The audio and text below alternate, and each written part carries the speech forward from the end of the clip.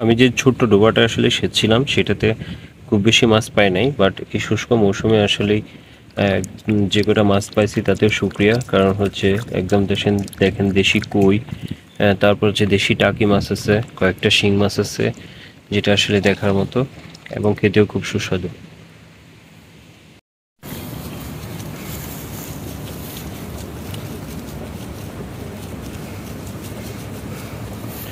আপনারা একটাবার দেখুন যে কই মাছ আসলে কিভাবে একটা শুষ্ক জায়গায় আগে যায়।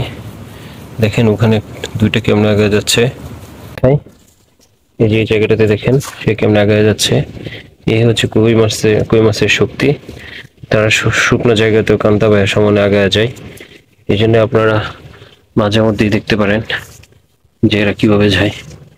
দেখেন এটা এই জায়গাতে চলে আসছে, ওরা এই মাছটিকে এনে রাখি। আবার আরেকটা মনে হচ্ছে এই যে চেং মাছ।